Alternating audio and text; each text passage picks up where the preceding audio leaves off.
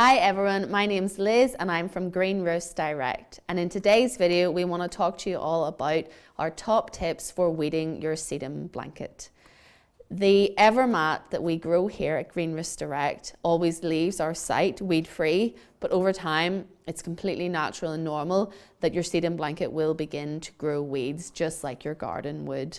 So we wanted to give you guys some of our top tips on weeding your blanket. We have our models set up here, and the first thing that I would do whenever I'm getting ready to do a little bit of maintenance work on my green roof is clear away any of the dead leaves on top. Now at this time of year, there would be quite a lot of dead leaves, so you want to start with a clear surface of your sedum blanket. Now on this sample of EverMat, we have a really common ground weed. It's an annual ground weed and it's actually called groundsel. Our first tip is that earlier is better.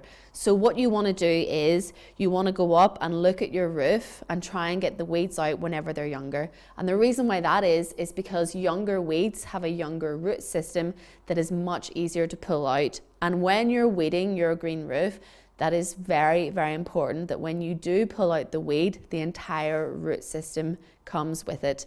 Now, it's also important to mention here that access is really going to dictate how often you're going to be able or want to go up and have a look at your sedum blanket.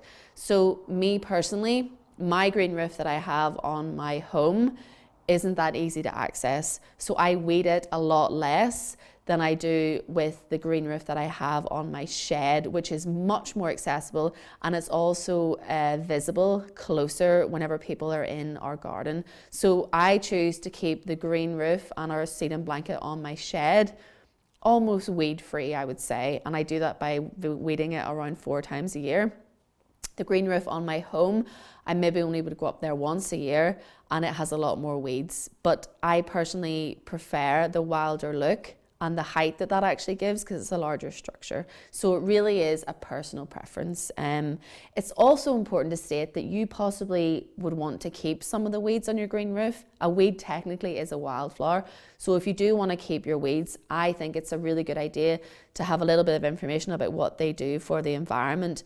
Groundsel is actually a really good food source for birds, and it also is one of only 2 native plant species that provides food for quite a rare moth. So again, it's entirely up to you whether or not you want to keep your weeds or whether you want your sedum blanket to be weed free. So I'm going to actually now take out some of the groundsel here. So what you can see is I'm going to spread back the sedum blanket. Don't be scared to get really hands-on with your EverMat and your sedum blanket. You can really work away at it and it won't mind. So I'm going to spread back the sedum and I'm going to expose the area where I can see that I have the roots of the weed intact. And then I'm just going to, do you see how whenever I pull the blanket, if you see this, it's all together, and I want to loosen the weeds, and you see the way the top has come off, that is not what you want because the root system is still in place. So this little weed is just going to regrow very quickly. So what you want to make sure is then once you've loosened it, you actually get down with your finger and your thumb, and then you want to actually get out that little root system. So that's super important that you know that you have to get the entire root system out of the blanket. Now, as you can see here, this little section has been exposed, and that's totally fine. You know, we don't want you to be scared to get hands-on with your sedum blanket to really get the most out of it. And what I'm just going to do is, this is a great bit of EverMat actually, and there's so much good growth in it. So I can actually just replace some extra sedum that's growing around the sides over that bare patch that has been exposed from the weeding. So I'm going to then continue with this. There we go. You can see big root system. Now, what's come out of this bit of groundsel is a little section of my sedum. So what I don't want to do is throw that away with the groundsel. I want to set that to the side, and then I actually am going to be able to replace that back in this patch, and it is going to regrow as a little sedum cutting. So I can take this bit out really easily from the edge. I'm going to do the same here. Okay, my section of EverMat is basically weed free. and that really took no time at all.